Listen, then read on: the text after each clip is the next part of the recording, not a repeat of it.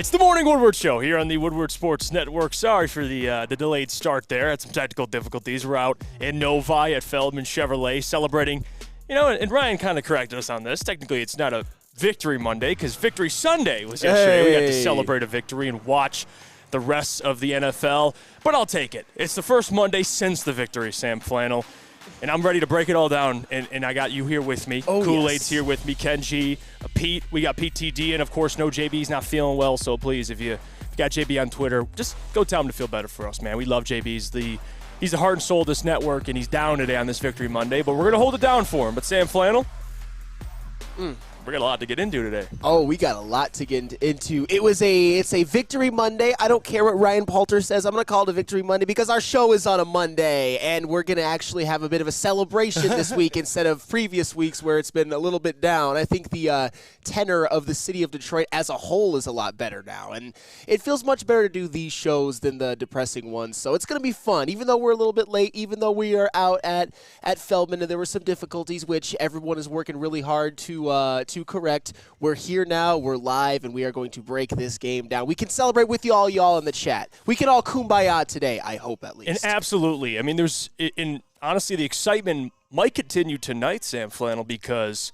I believe the scenario is if the Philadelphia Eagles win and they beat the Seattle Seahawks, I believe the Lions lock up a playoff spot.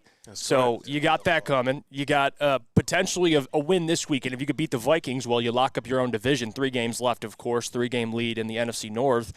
So as much as we can sit here and we're going to break down the game, and it's an exciting time, Sam Flannel, we just got to stop and just smell the roses. Because what we all talked about before the season, 2 things. Win your division, win a playoff game. They're on track to do just those 2 things. And, again, one of the points I made after the loss to Chicago last week is it's not ideal you're not playing your best football going into December. But, hey, it doesn't matter if it's in December, in the middle of December. If they start playing like this, Sam Flannel, they could compete with anybody. Hey, and especially the defense and Jared Goff not turning the ball over, man, they could compete with anybody. Hey, if they start playing their best football starting now or starting Saturday, I mean, that's a pretty ideal time to get hot. I mean, they could go on a little bit of a run, maybe even challenge for the 2 seed, dare I say. It looks like the division is pretty much wrapped up with the losses for the Vikings and the Packers and the Bears. Every single one in the NFC North lost except for the Lions. So a lot of the panic that a lot of us had the week before, I'm not saying that it's over. I'm not saying that there aren't things to worry about moving forward, but today is not that day to talk about that. Today is a positivity-only day for the Detroit Lions, and I think everyone in the chat will oblige. You'll always see a couple of them are being a little out of pocket, but that is all well and good. Not even necessarily out of pocket to yours truly, but that is all right because we are going to celebrate today. Yeah, of course. I mean, there's tons of things to highlights. Of course, guys, people are already chiming in. Appreciate you joining the show. We're going to talk about the offense, Jared Goff, Jahmyr Gibbs, Jameson Williams. Yeah. We're going to talk about him. We are going to talk about him. We're going to talk about the defense. Some of the guys that shine defensively, of course, Josh Pascal. Hey. Waiting on him. He showed up. It was nice to see him out there being productive. But I want to start with just, since we're already 50 minutes into the show, again, my apologies for that. I take responsibility for that. But let's talk about the takeaways, and we'll start, Sam Flannel. And I'm going to start with you, and then we'll see if ours kind of align here. But some of your takeaways initially from Saturday's big win over the Broncos. All right, so when I think about this game that occurred on Saturday at Ford Field versus the Denver Broncos, I think of this is what the doctor ordered. And I don't know if there's ever been an experience quite like this, at least in my Lions fandom, where the Lions, obviously, throughout the most of the year, they were 9-4, and we all should be very happy about that. But they'd come off of some poor performances. Jared Goff had been turning the football over. The defense had some struggles. The offensive line had some injuries. And a lot of us were, I would say, concerned about how this team could fare down the stretch, how this team could fare going into the playoffs, whether or not they could even finish off the Vikings in the NFC North, especially considering they still have to play them twice. But this is exactly what the doctor ordered in this game. Think about this, guys. Jared Goff threw 5 touchdown passes. Gibbs and Monty ran for 185 yards on 6.6 yards per carry combined, and the defense only allowed 17 points. That is impossibly good. And think about this. Almost everything that the Lions needed to show that they were improved on, they needed to prove something, they did. Jared Goff had been having major turnover issues in the previous 4 games. 5 touchdowns, no picks in this game. Crazy. Amon-Ra St. Brown had 70 receiving yards combined in the previous 2 games, which is rare for him. In this game, he goes over 100. Sam Laporta had only 23 receiving yards in the last game. He bounced back with one of the best games of his career, certainly his career high for touchdowns. Jamison Williams, he came back from a 0 reception, 0-yard performance to have 4 for 47 and made a couple of very, very huge plays. Josh Reynolds got involved after being kind of out of the rotation or a diminished role in the previous month and a half. The defense stepped up after having a lot of struggles. The pass rush stepped up. I would say the secondary, the linebackers, pretty much all of the above. And coming into this game, it was the Broncos who were great at creating turnovers and had a positive turnover differential, and the Lions had a negative one. But it was the Lions that came up with the big forced turnover that kind of flipped the game and flipped the momentum at the beginning. So this game, to alleviate some of the concerns, to get the morale back within the fans, and I think even within the players and the coaching staff and the front office to some extent, this is exactly what the doctor ordered. This was the game that can cure some of the hangover SOL from a lot of us fans who have experienced a lot of heartache over the years. One of the most needed blowout wins in Detroit Lions history, and yes, I will go that far because the Detroit Lions history is not that good. They needed this so bad, and they got it. And I'm going to give Dan Campbell credit on this. Of course, the players too, but it seems like factually since last year where they went on the 8-2 stretch, Sam, they have not lost back-to-back games. So that shows, number one, you learn from your mistakes, which is a sign of a good football team. But the other thing is the Broncos, you could look at the score of that game and say, well, the Broncos, they're not that good. It is what it is. You took care of an inferior opponent. No, the Broncos were 6-1 up until Saturday night, and the Lions took care of them. The Lions made them look like that, especially what they did defensively, getting pressure on Russ, stopping the run game, which they want to establish play action. And then offensively, Jared Goff, with how he played at Ford Field, you're winning a playoff game if you play like that offensively. Sure. There's no question. And all the people coming out and trying to criticize Ben Johnson and criticize Jared Goff and criticize the offense, well, you had a full complement, your whole offensive line healthy. Jared Goff was protected. You're running the football. You're establishing play action. And what I tell you about Amon-Ra St. Brown, death, taxes, and he's not having a third bad game. I knew it, and everybody should have known that. He came out. He looked great. Did a front flip into the end zone. Even Jamison Williams at halftime, second on the team in targets. And catches, which, again, this has been the big thing this year for a number 2 for Amon-Ra St. Brown, maybe Jamison. This can be the start of that. There was even a play downfield. He was wide open, and Jared and him just couldn't connect. But you see it with Jamison Williams. You see it. And just the offense, man, this team, especially offensively, Sam, and Frank said it, they'll go as far as this offensive line takes them. And that is 110% true. Because if you could protect Jared, if you can run the ball like that, and the defense is playing like that, you can win anywhere. And that's what I want people to kind of understand here, because as much as we can, because our job is to critique this team, I don't want people, and I saw that gatekeeping all over social media. It's been frustrating whoever, you were criticizing this team and now they're winning, you got to stay on that side. It's like, no, dude, this team's did play like garbage for about 3 or 4 games there. You have to criticize it, but guess what? They bounce back. And every team's going to have a stretch during the season where they struggle. And if this can be the start of the Lions turning it around, and if they play like that, Sam Flannel, they're a dangerous opponent. And I'm telling you right now, the whole question, because I've seen comments like that. I saw a couple of they're going to be 9-8.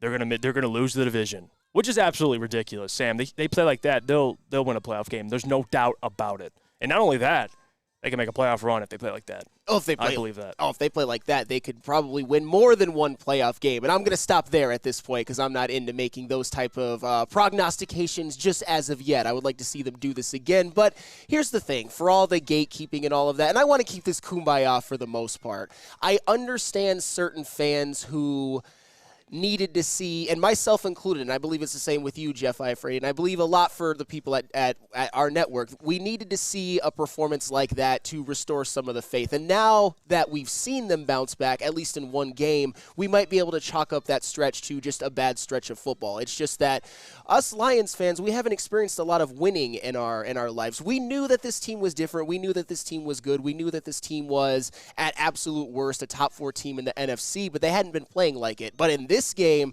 this offense looked like an offense that could hang with just about anybody except maybe the San Francisco 49ers, but there's no shame in being second to the 49ers in offense. But this offense was a well-oiled machine. The offensive line protected. Jared Goff was efficient. The running game got pretty much anything they wanted. The wide receivers were getting open. It looks like their own version, and I know this is going to sound a little bit exaggeratory, even though that's not a word. It looked a little bit like their own version of the greatest show on turf. Right. Because the Denver Broncos defense, even though as a whole of the season hadn't been great, over the last stretch of games had been playing very, very well, but they went into Detroit and just got steamrolled. Besides maybe that first quarter where the Lions offense looked a little shaky, they bounced back into the last 3 quarters. They scored all of those points in just 3 quarters. It was unreal. By the way, third quarter has been an issue with this team. And, yes. and what did we talk about last week? If you score before halftime and you score coming out of halftime, or in this case, Denver Broncos score and you respond, it changes the momentum of the entire game.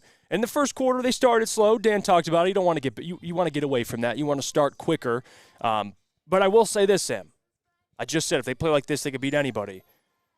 Now, the 49ers, to me, are in a tier of its own. I think we'd all agree there might be some people that feel differently, and that's okay. But Philadelphia, Dallas, the Lions, that's the next group. And if they could play like that, I do believe they can beat anybody. But the question I have, Sam, is how often will they play like that? That's been the theme this year for the Lions. It's really just the inconsistency. It's not – no one's questioning that they can't look like this offensively and defensively. But the question is, how often will you? Now, Jared's not going to throw 5 touchdown passes a week, but at least look that efficient. And the way the defense played, I'll take that. If he making plays, flying all around the field, Kindle Vildor looked great. The coverage was sticky. You had a pass rush, Josh Pascal. It's something that if you can keep playing like this, especially how Dallas played on Saturday or yesterday, that game at Dallas looks a lot more interesting. It does. They don't look as the game plans out how to beat the Dallas Cowboys. Now, there were a lot of the players on the Cowboys were sick. I get all that. They're dealing with a stomach bug. But Josh Allen, he had 15 pass attempts. Yeah. And James Cook had the game of his life. Game of his life. And I get it was in Buffalo, but still, that's the path to beat the Cowboys. And the Lions, they can do that with how they run the ball. There's no doubt about that. Yeah, the Lions can certainly, if you were to just put their run game versus the Buffalo Bills run game, you'd take the Lions 100 times out of 100. And you'd think if the Bills can do it, the Lions can do it, although football doesn't always work that way and each game is different. I guess to respond to your question of how often or can the Lions do this again, I mean, they can. I don't think the Lions have to play this well every week in order for them to at least win the division, which they pretty much already have locked up and win a playoff game. But if they play in an approximation to this, at least that's in most of the games, I think that they can go pretty far. And one thing I will say, and I know we're going to get into it more when we talk about the defense, one of the things that gives me hope that maybe they can keep this going is Aaron Glenn obviously made some adjustments. He shook up the secondary a little bit, but gave Ife Melifonwu continued playing time, had Kindle Vildor out there, had Khalil Dorsey out there. You didn't see a whole lot of Jerry Jacobs, and then even on the defensive line, you had more Isaiah Buggs. You had Broderick Martin even out there, Levi Onwuzurike, all of them pretty much playing some degree of well. Those are the type of things that you saw them try to shake it up a little bit, and it worked. And I get it. The Denver Broncos offense it's not the most high-powered, but Russell Wilson had been playing better this year. Their running game had its moments, and against the Lions, they pretty much didn't do a whole lot of anything. I would say that most of the points they scored in the second half were relative garbage time. I know they got one to make it 21-7, but it was 35-10 before it was 35-17. So the Lions defense had one of their best performances of the year. This performance this week was the best the Lions have looked all season. I haven't seen them look even close to this since the Tampa Bay Buccaneers game. And even in the Tampa Bay Buccaneers game, they couldn't run the ball. All around, A-plus performance by the Lions this week. Yeah. A-plus. Yep. No, there's no doubt about it. What a way to bounce back. And the Broncos are well coached. They were one of the hottest teams in the NFL, and the Lions just put a boot in them.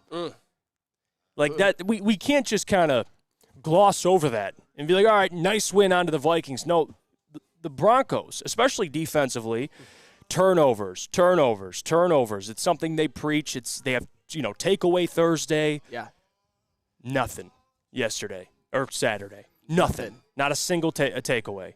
Guess what? Lions took the ball away, which goes back to what we've been preaching. It's the turnover battle. Lions got to get back to that. They did it last year to end the year 8-2. You're taking the football away. They have to get back to that. Now, people are chiming in right now already. I see the Jared Goff stuff, and we're going to talk about it in a little bit here because he deserves his flowers. We'll go through the game he had. But just to go through some of the people here, Tricia says Branch laid some good hits as well. Yes. Branch was all over the place. Again, and I don't want to give too much away, but credit to AG. All the crap he got for people. If they struggle this game, he's fired. Guess what? That defense, guy that gets called out for not making adjustments, Kendall Vildor, Ife Melifonwu, those are adjustments. It worked out for him, right, Sam? And you know what else? And I don't want to give too much away either. When you're 9-4, like, you haven't torpedoed the season so much that it's too late to make those kind of adjustments. Like, if you're the Chicago Bears and you want to make adjustments, it's too late. I know the Minnesota Vikings, they went on a little bit of a run and their defense started to play better, but it turns out it's probably going to be too late for them. They might sneak into the wild card, but still, when you're the Detroit Lions, despite all of the struggles that they had, they were still 9-4. And if they can right the ship going into these final 4 games, including last Saturday and then into the playoffs, they've given themselves enough time. They've played enough good football, especially at the beginning of the year, to give them the room or the breathing room or the rope, I would say, to adjust. And they certainly did that, and they had their greatest performance of the season, without a doubt. Now, for how this relates to Brad Holmes, because, again, I doubt we're going to go to break here, right? We'll just do a full-on podcast. We're having some technical difficulties, so no commercials, boys. We'll just do it live. I don't give a damn. All right. What do you got, Pete? You got any? The front flip. Okay. Here's Amon-Ra St. Brown kind of discussing the front flip there in a celebration the game he had. That was I saw him like 2 yards in front of the end zone. I'm like, I got to score here. There's no way. Me running him over, I don't know if I'm going to do it, but I know I can jump over him. So I jumped, and as I jumped, he kind of clipped my leg. So I flipped, and in midair, I was thinking of the movie. I'm picturing the guy from the Bengals when he flipped and like landed it. I'm like, let me see if I can land this. But I was like, nah, I don't want to get my ankle twisted up or anything. So I was like, let me just land on my foot. That's crazy. And that's Amon-Ra St. Brown. I'm telling you guys, he's a stud. He's a stud. And another guy that Brad Holmes drafted, and if you want to have the Brad Holmes conversation really quickly, which, I wanted to get to Jared Goff right now, but let me just say this because we'll get to it later, but just to tease it. Brad Holmes is the one that traded back from this year with this year's first-round pick. You got Jahmyr Gibbs and Sam Laporta. And those guys combined have almost 2,000 yards of production. That's unbelievable. That is unbelievable. And almost 20 touchdowns. And at this point, that is a huge part of what they're doing offensively, Sam. And he moved back, you collected more capital, and then you still got 2 studs. 2 studs. And at this point, both of them, I know C.J. Stroud, a lot of it seemed like he had the Rookie of the Year locked up, but he missed the game with injury, and we don't know exactly when he's going to come back. Jahmyr Gibbs and Sam Laporta have firmly planted themselves in the Offensive Rookie of the Year discussion. I mean, if we're going to go to Jahmyr Gibbs and Laporta right now, let's just do it. Jahmyr Gibbs, he leads the NFL in terms of players who have over 100 carries and yards per carry at 5.7. He has 8 touchdowns, almost 800 rushing yards despite missing 2 games. He's only 4 shy of Bijan Robinson, even though Bijan Robinson has played in 2 more games. And, oh, by the way, I just have to say this while we're talking about Jahmyr Gibbs. Booner, if you're watching, I already gave you the text, but I am a man who can take accountability.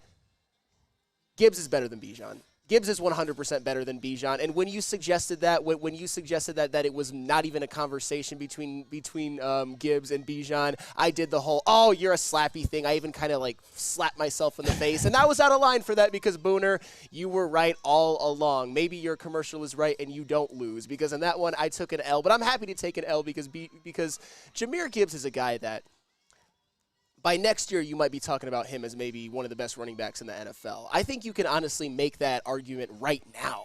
And I know that sounds crazy, but his explosiveness, his ability to run between the tackles, he's shifty, he can catch the ball out of the backfield. He has been every bit worth the number 12 overall pick, and that is something that I did not think I would ever be able to say this year because I questioned the pick. I knew that he was going to be productive. I knew that he was going to be impactful. But this man's going to get 1,000 yards. Yes. He's going to get 1,000 yards and average close to 6 yards per carry, probably. Sam, that's a first down every 2 carries. I mean, that's it's in this point he has one run a game where he's hitting over 30 yards. So he's a big play. Again.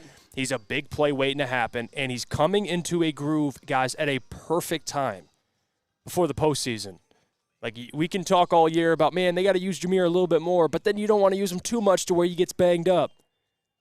With how he's playing right now, and you see that carry share between him and David Montgomery kind of becoming more even, which, I don't have an issue with it. You give the ball to the hot hand, and Jahmyr Gibbs with David, they've both been playing well, but Jahmyr seems like every carry potentially could be a home run. Yes. And that's the type of talent Jahmyr Gibbs has. I mean, he's electric. And when you have him and J-Mo out on the field at the same time, speed kills in this league. Defenses are already backpedaling, wondering, okay, J-Mo we got to account for, but also Jahmyr we have to account for. And they're both hard to tackle. You saw J-Mo shake a man out of his cleats. Did. Which, hey, we'll break that down later. Just want to tease a little bit. But Jahmyr Gibbs is a certified stud. 1 to 100 says Gibbs' power is impressive. Eduardo says Gibbs was right when he said he wanted to hit 1K. Yeah, Eduardo, 2 games missed, about to hit 1,000 anyway. He's got it. Doesn't even matter. It Hip says best running back they've had since Barry. Oh, and he's his receiving threat as well.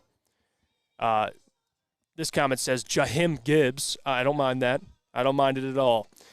Danny G, Fago Rain. If the O-line isn't playing damn near perfect and the run game isn't getting you a 5 carry, Goff is a 0. And Danny G, I love you, but I'm not going to do that today. Okay, you guys know how I feel about Goff, and it's not even a bad thing. I'm just honest, right? He's a good quarterback. Yeah. When conditions are right, he plays really well. Now, 5 touchdown passes is extremely impressive. That's a hell of a game. Like, I got nothing to say for him, but I think it's a little ignorant, Sam, for people just to kind of have the men in black, forget everything in your memory from the last 4 weeks. It's like, guys, he did struggle. Now, that game was much needed, and he deserves all the praise. I'm not doing any of that Goff hating stuff today. Not that I'm a Goff hater, but even criticizing the man for how he played the last 4 games. That ish ain't going to work today. He balled out. He deserves all the love today. Yeah, today isn't the day to do the whole Goff thing. And for the record, I believe that he deserved all of the criticism that he got for his poor play. So I am neither a Goff hater or a Goff gobbler. I would say I am somebody who just reacts to what he does in real time. I had gotten to the point where I was kind of becoming a little bit of a hater, but here's the thing about Jared Goff. He does have the best offensive line in football. That really helps him. He does have the best running back duo in the NFL. That really helps him. He has Amon-Ra St. Brown, Sam Laporta, Jamison Williams, Josh Reynolds, all viable weapons, with Amon-Ra St. Brown looking like he might be second-team All-Pro after that game. And Sam Laporta, we'll talk more about him later, but he's really climbing the ranks of tight ends in the NFL. You know what? Let's save the Goff thing for in about 10 minutes because we're going to have that discussion. Yeah. But let's stick on the rookies because we just said, and I mentioned, Brad Holmes traded back with his first-round pick. They had the number 6 overall pick. The plan, and at least what was reported, is you're going to take Devon Witherspoon, which they needed a corner. Okay, everyone was okay with that. Well, then he trades back. Devon goes a pick before. You get Jahmyr and you get Sammy Laporta. Of course, you already took Jack Campbell as well in the first round, but those 2 picks were acquired. Look at the production you're getting out of it. We just went through Jahmyr Gibbs, but Sam Laporta, man, he's incredible. Like, I don't know what else to say about this guy. Rookie year, almost 800 yards. He's still on pace to get close to 1,000, and he's on pace to have well over double-digit touchdowns. He has 9 with 3 games left, coming off a 3-touchdown game. Sam, he's already one of the best tight ends in the NFL as a rookie. I'll be honest. I think there's only one tight end in the NFL right now that you could definitively say clears him, and that's George Kittle. And I get it, Travis Kelce is the best tight end of all time, but and he still leads the NFL in receiving yards for tight ends this year, but if you looked at the way that he played yesterday and how he's played lately, he's a guy who looks like he's on his way out and is really starting to break down and seems a little bit disinterested, which I don't blame. He's played many, many years and is to me the greatest tight end who ever played. So the point of what I'm trying to say is Sam Laporta is right up there when it comes to tight ends in the NFL. And if you want to put him at number one, if you want to say that he should be first-team All-Pro this year, I don't have an argument for that against it, because he not only leads the NFL in receiving touchdowns for tight ends, he has 9. The next closest has 6. He has over 70 catches for 750 receiving yards. He's another one that could break a bunch of rookie tight end records. And if he sprinkles in another one of those games like he had at New Orleans, you're talking about him as an 1,000-yard receiver as a rookie tight end, and maybe even challenging Mike Ditka's record, although that seems like a bit of a stretch, but still. Sam Laporta is, you could make an argument that he's the best tight end in the NFL right now. Honestly, let me make a little bit of a bold statement when it comes to the rookie offensive players. I'm going to include Jahmyr Gibbs in this. If you want to say Sam Laporta is the best tight end in the NFL already, I don't even want to argue with you on that, because I would say, okay, fine, you can make that case. And I would also make the case that of all the running backs in the NFL, the Jahmyr Gibbs situation is the most advantageous one of any situation in the NFL, considering he's a rookie, considering he already leads the NFL in yards per carry amongst ball carriers who have over 100 carries. Because of the fact that he can also catch the ball out of the backfield. He's explosive, he's powerful, and he's under a rookie contract. And I know Christian McCaffrey's better, but he has that big contract. And with what the Lions are doing right now, Jahmyr Gibbs is just that weapon that has just been detonating over the last, ever since the Baltimore Ravens game, ever since he really got involved, and then going into the Raiders game. Nobody has really been better, and nobody's really been as explosive. It's unbelievable, the rookie offensive players that the Lions have. And it was just that draft, the more and more it goes into the rear view, the more and more it looks like a Brad Holmes masterclass, even with just those two. And we're not even talking about Jack Campbell or Brian Branch yet, who also, especially Brian Branch, have had some spectacular flashes as well. Yeah, it's funny. Laporta at Iowa had 5 TDs in 4 years. He has 9 TDs this season. So, yeah. That's it, because again, he's always been Sam Laporta. Yeah, it's just now he's in a great system, flourishing with the quarterback that he has great chemistry with. Like Sam's, all the skill sets he had in college, the yards after catch, making guys miss, hands, route running, the stuff is just flourishing in the NFL. Yeah. And he's getting better at it now with experience. When Dan Campbell said that Laporta reminds him a lot of Amon-Ra St. Brown, that's all I needed to hear. Because if you're in that same class with that type of work ethic, a guy who catches 201 balls, 202 balls, whatever it is after practice, whose father, Amon-Ra St. Brown's father, encourages you to drink spit instead of water when you're tired working out, cut from a different cloth. And those are your 2 best players on offense. I would argue that Amon-Ra St. Brown and Sam Laporta are one of the better wide receiver tight end duos in the NFL. Because you would go, Debo, Ayuk, and Kittle. Yeah. But then when you go to the Chiefs, you go Rasheed and Travis, but I'm giving the odd to Amon-Ra. I mean, maybe a healthy Justin Jefferson and Hawk. That's up there. That's fair. Yeah, but that's fair. But they're top 3. They're top 3. Yeah. That's what I would argue. In terms of a duo, 1-2 punch, wide receiver, tight end, doesn't get much better than that. Yeah, and one funky Lions fan who I've disagreed with a lot lately, but he brings up that first touchdown catch that Sam Laporta had, where he just caught that 2-yard pass, and the rest of it was just yak yards. So where he showed his elusiveness even for a tight end, and then his power. He was just kind of rumbling, stumbling, bumbling into the end zone, but he looked kind of graceful at it as well. And those are the type of plays that we expected from Sam Laporta coming into the year, but he's done that and then some. That type of run after catch and touchdown reminded me of what we expected and what we've always seen from George Kittle and even Travis Kelce. And Sam Laporta is certainly on that trajectory to one day maybe be even better than those two. And I get that's a big stretch, because those two obviously have longevity, especially Travis Kelce, along with records and Super Bowls. But none of them came out the gate quite like Sam Laporta. In fact, very few tight ends in NFL history, certainly in recent history, have come out the gate quite like Sam Laporta. You could argue no tight ends since Mike Ditka has come out the gate quite like Sam Laporta. It's unbelievable. This offense looks like a well-oiled machine when everything is working perfectly, and everything was working perfectly in unison. It was a machine. It was the greatest show on turf for that game. No doubt about it. I'll tell you what, 44 minutes, that's a segment right there, Sam Flannel. Let's go to break. A little quick break, and then when we get back, we'll talk Jared Goff. Does that sound good? Sounds good. All right. Before we do that, though, you got any commercials? All right, we're going to commercial. Who cares? We'll see you guys in a little bit. At work and at home, we're there with smarter security solutions. Featuring complete automation with customized alerts and more. For over 90 years, we've been the company that's been counted on to protect what matters most, all with personalized service and care. Right now, for a limited time, receive a free video device plus free installation with a new home system. Guardian Alarm. We protect Michigan.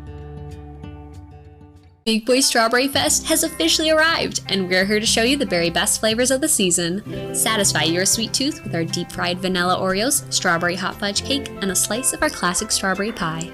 But that's not all. Cool off on a refreshing summer splash salad, or savor the flavors of our chicken Caesar wrap and strawberry bacon chicken wrap. And for breakfast lovers, don't miss out on our strawberry hotcakes or our mouth-watering red velvet waffle. Strawberry Fest is something for everyone. Celebrate the sweet season with us at Big Boy. Your home is your most important asset. Flexibility in the sales process is key. When you work with Mark White & Associates, you can cancel at any time, for any reason, without penalty. Speaking of flexibility, check this out. Who you work with matters. Hire the best broker in the game.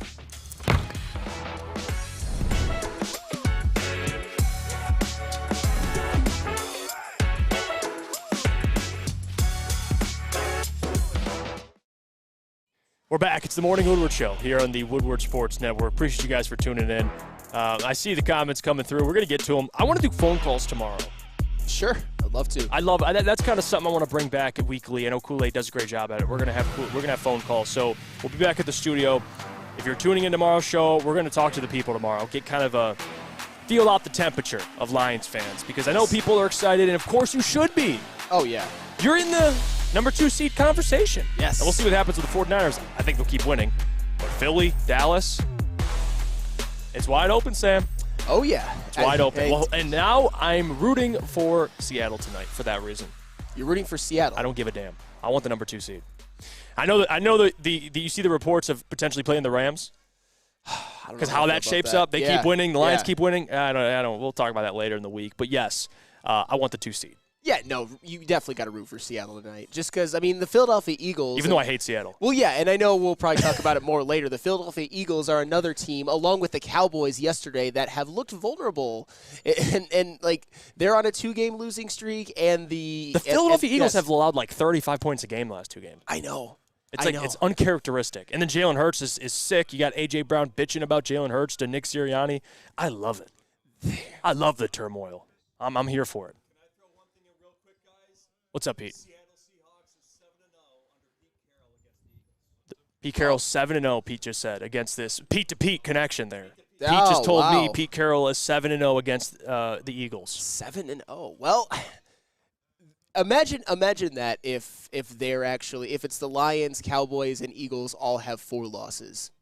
That would create a hell of a finish to the season. It would. And I believe the Lions would have the tiebreaker. Would they? Yes, people correct me on that, but I'm pretty sure they would. But let's get into the Jared Goff conversation, because we kind of been saving it. And I do want to bring up, hell of a game from Jared Goff. Like, there's not much to even say. Yeah. Critique this man. I mean, he played well. If you watch the game, you know exactly what I'm talking about. 5 touchdown passes, almost 300 yards. Had like 200-something yards at halftime. And that was in like the second quarter. I mean, the first quarter, it was kind of back and forth. It was low scoring, no team score in the first quarter. And then in the second, the Lions popped 21. It's just, he got back to the confident Jared Goff we knew before the stretch of games he struggled. The Jared Goff that was in the, we had the conversations, the consecutive passes without an interception. Him turning his career around in Detroit. This is the Jared Goff that you want to see more of. But here's the thing, guys. And this is where I am with Jared. And it's not a hater, because I think there's 2 extreme sides to this. There's the crowd of people, and maybe you'd put the heavyweights in that conversation. That's on you. I've had conversations with them. I think they're fair, but sometimes they'll take some personal shots at them. I'm not going to do that. But there's the extreme side of Goff haters, and then there's the extreme side of what people would call Goff defenders. That'd be a friendly term. I know people would use another word for it. Yes. But Goff defenders. I'm in the middle, where I'm honest about Goff. I know what Goff is. He's a good quarterback. Yes. He's a quarterback that a lot of teams in the NFL would take right now. He's a quarterback that you can win with. He's a quarterback that you can win regular season games. He's a quarterback that you can win playoff games. If, again, he's protected. You got weapons. Play calling is on point. And that's a lot of quarterbacks. Jared's not the only quarterback that can win with that type of situation, having to run a well-oiled machine. He's not the only quarterback. But when you have adversity, when you have to go on the road to Philly, there might be some concerns, of course. But for Jared right now, I'm not having the contract extension to all that. We'll save that for the offseason. We'll save it for next year. But as of right now, Jared Goff's QB1. He's your quarterback.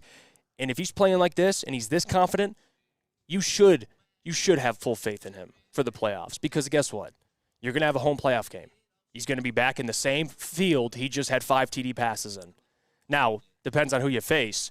But if Jared's playing with this type of confidence, you're going to win a playoff game, Sam, and you're going to win your division. So anything else, I don't care. Those are my expectations, and I think you're going to hit both those this season, which I'm happy with.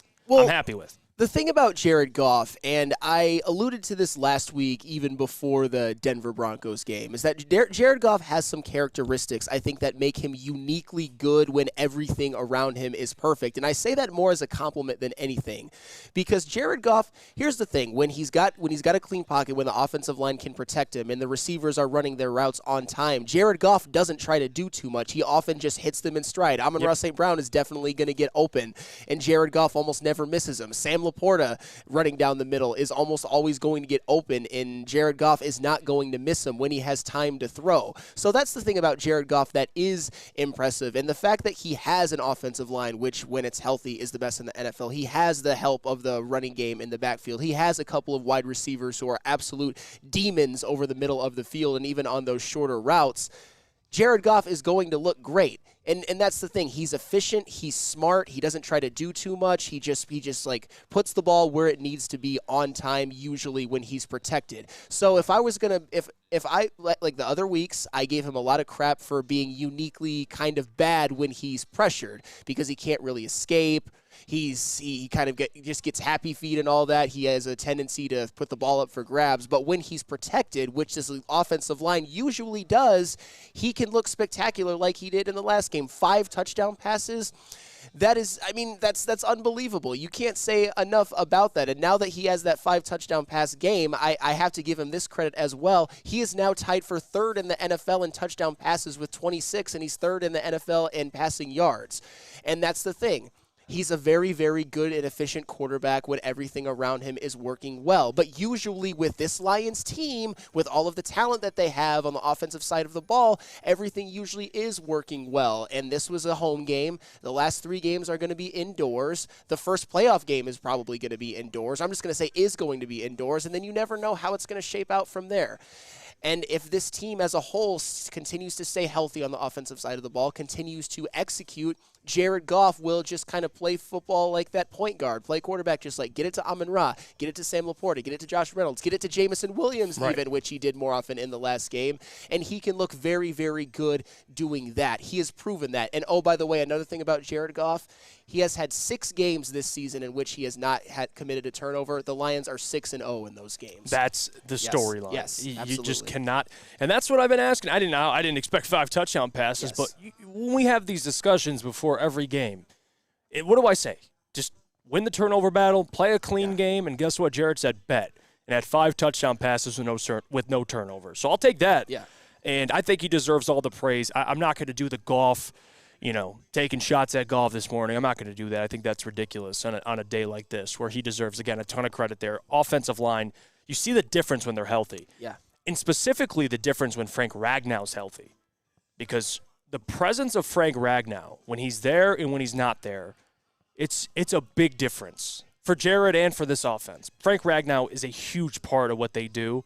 And if this offensive line is healthy, I'm not going to do an MJ and say the ceiling is the roof, but it's much higher than that. I think I'm not going to sit here and say a Super Bowl win. I'm not going to go that far, but you should have confidence in this team, no matter where they play. If they play like this, and the offensive line can play like this, and they can run the ball like this, because Jared Goff, like you said, you're not asking him to be a world beater, and I think he thrives in these type of situations where he doesn't have to be. Yeah. You know what? Hand the ball off, a play action. Okay, Where's Amon-Ra St. Brown? Get the ball to him. And as much as we could say, well, Jared has these weapons, well, these weapons have a quarterback that can get the football to him. That also matters because you look around the league and all these quarterbacks that went down, which seems like a lot have went down this year. You start to think it and look at Jared Goff and say, well, at least we still have him. Well, I mean, you got Easton Stick starting for the Chargers. You got Joe Flacco. You got 4 different quarterbacks for the Browns. You got, Zach Wilson, Tim Boyle. All these guys, Trevor's, what's his name? The quarterback who's been playing for the Jets. Simeon, thank you. Like, when you see all these backups, you're like, man, at least we got JG.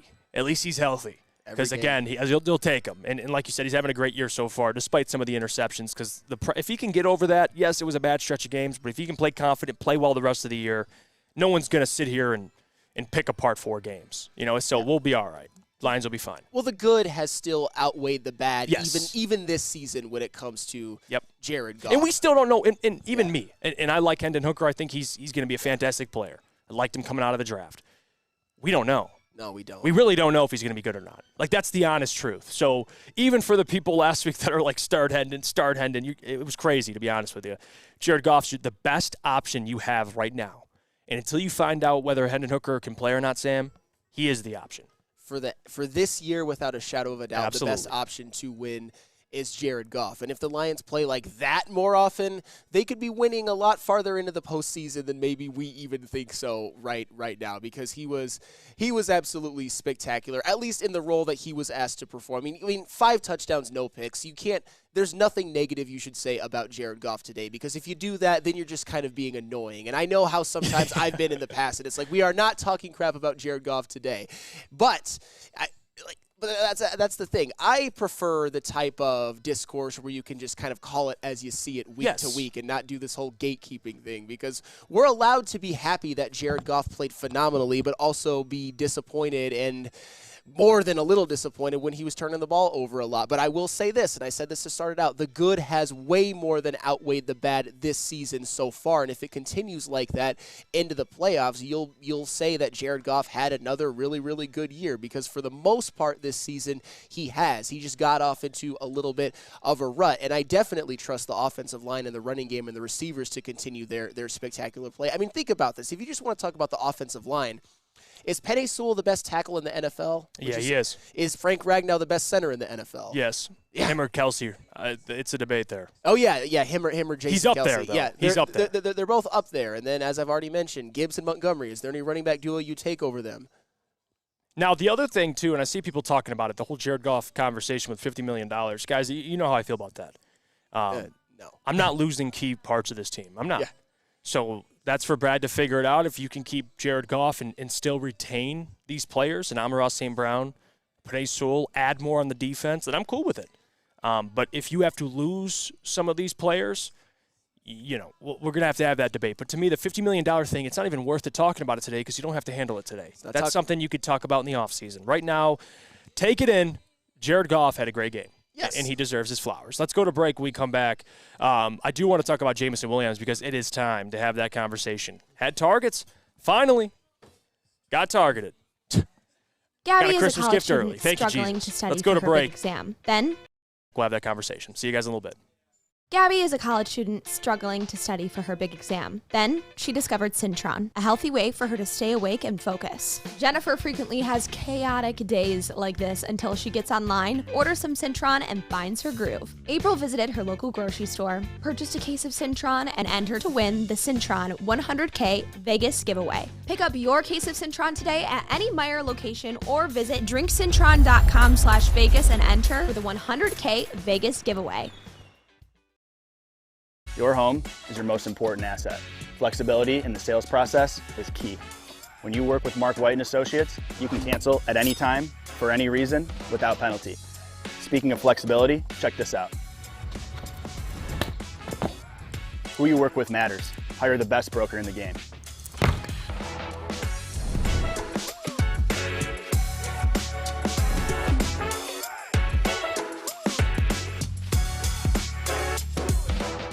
At work and at home. We're there with smarter security solutions. Featuring complete automation with customized alerts and more. For over 90 years, we've been the company that's been counted on to protect what matters most, all with personalized service and care. Right now, for a limited time, receive a free video device plus free installation with a new home system. Guardian Alarm. We protect Michigan. He's coming on. He really is. And again, it's the work and practice. It's all the extra hours and everything he's doing to deserve it. But I trust him. He's where he needs to be. He's catching the ball in tough locations, and I think it's only going to keep going up for him. The sky's the limit. He's a hell of a player. He's a hell of a kid, and he's working hard right now.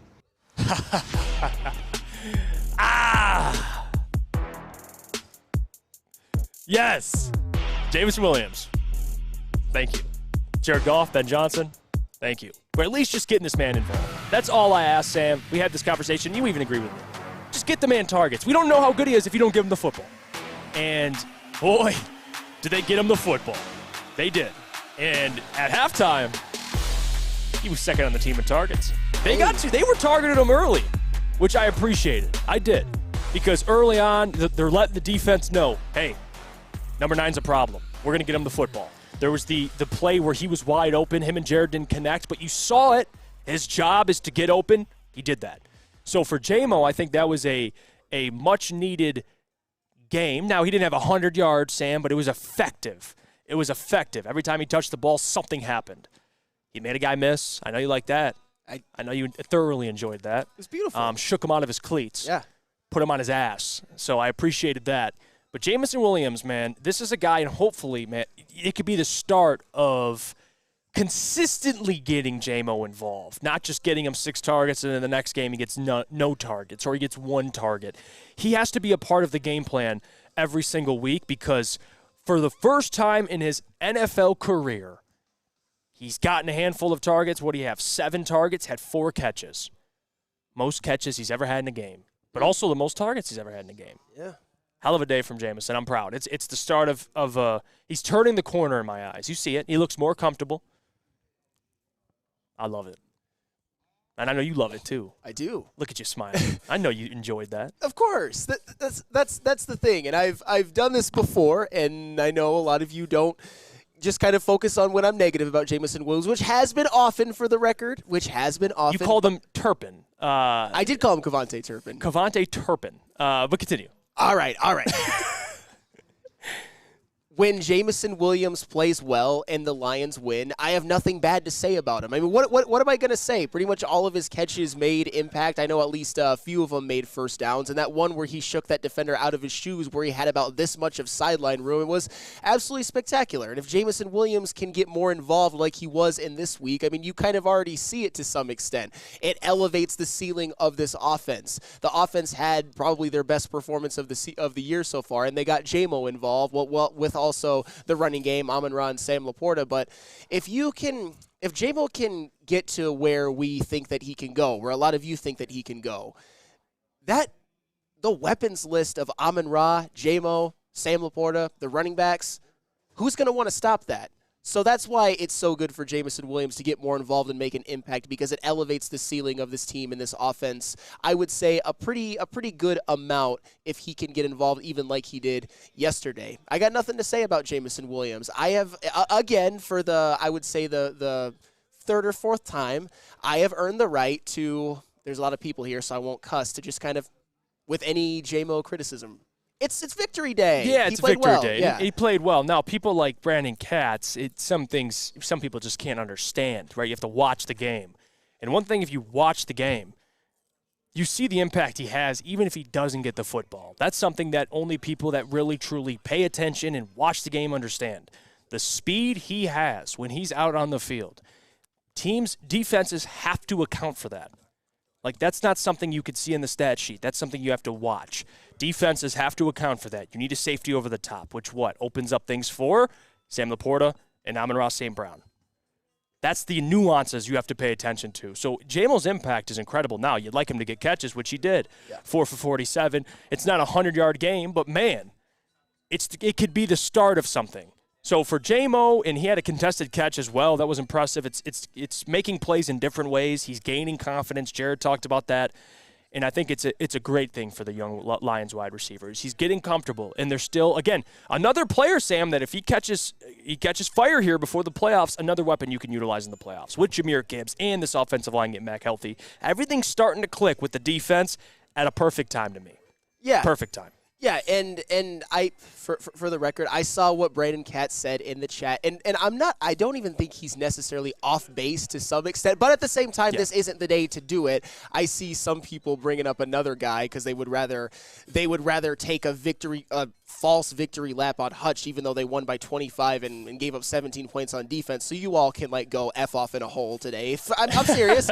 It's victory day. This isn't the day to really slander anybody, and that's why I'm being so positive about Jamison Williams today, because he did make an impact in a game in which the Lions won and scored 42 points. I'm not saying that J-Mo was the star of the game, but when the offense plays like that and everybody contributes, and including Jamison Williams, what can you really say? Because the goal of this team is to win and win at a high level. And someday, whether it be this year, next year, the year after that, down the road, win a Super Bowl. And if they do that, it doesn't matter if who puts up the stats, who puts up the numbers, who makes the impact. All that matters is that they win. And I've had to go through that journey myself this year to kind of realize, as long as the Lions win, there is nothing that you can really, you can complain if they win and they don't play well, but in a game like this, what can I say about really anyone on this team, including Jamison Williams? What can I say? People chiming in right now. Morning Woodward Show chat on YouTube. Get in there if you're not already.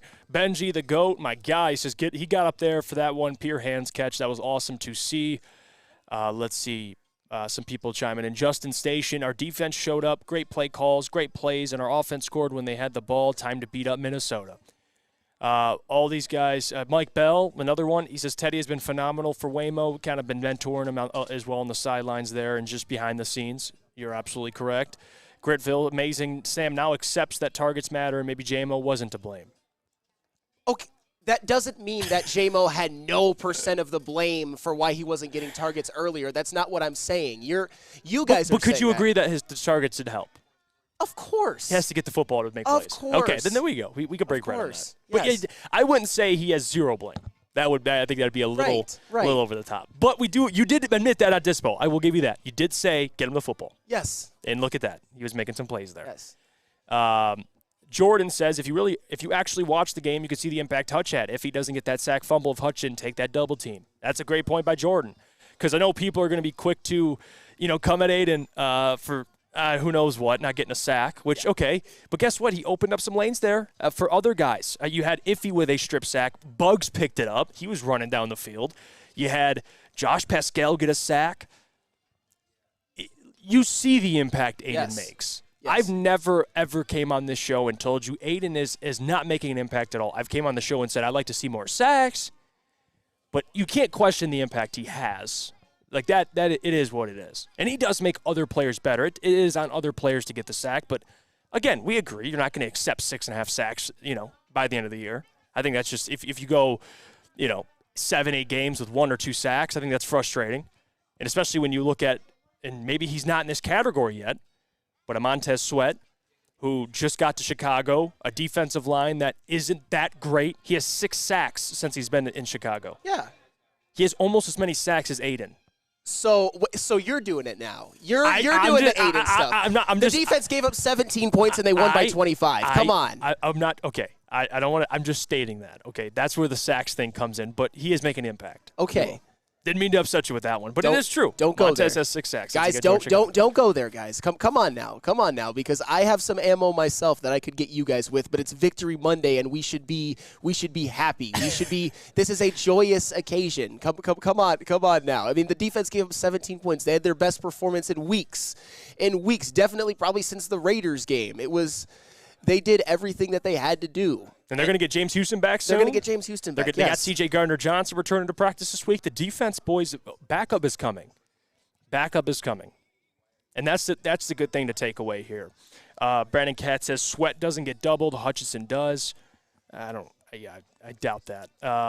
Why wouldn't teams double Sweat? A guy who has 6 sacks since he's been in Chicago. But, hey, that's okay. Nice try, though. Some other guys chiming in here.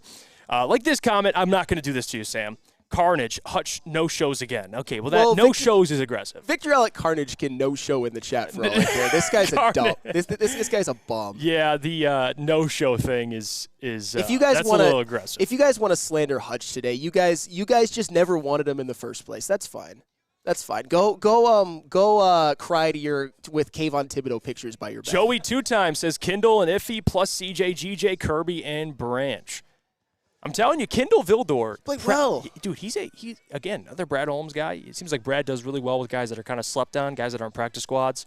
Kindle Vildor was squeezed right out of that Chicago Bears secondary. Just they didn't even want him. Yeah. And he joins the Lions. They talked about he's a versatile player, and he played well. So give credit to him. We're going to get in the defense in a little bit here, guys. Talk more about Iffy, AG, the love he deserves today because the defense, one of the better games they played, and it was against an offense that's it's not a world beater offense, but what they do best, Sam, they were not able to do that. No. So that's credit to AG there.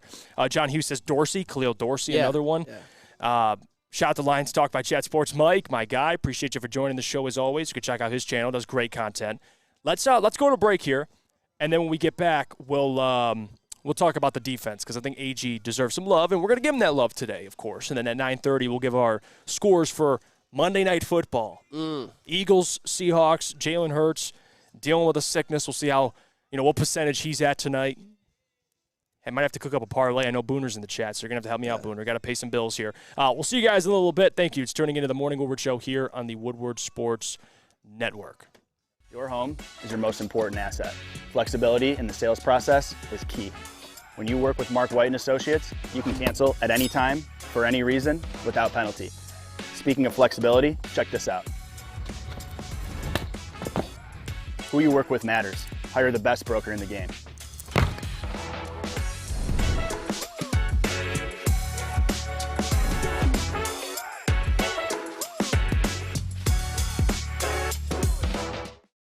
At work and at home. We're there with smarter security solutions. Featuring complete automation with customized alerts and more. For over 90 years, we've been the company that's been counted on to protect what matters most, all with personalized service and care. Right now, for a limited time, receive a free video device plus free installation with a new home system. Guardian Alarm. We protect Michigan.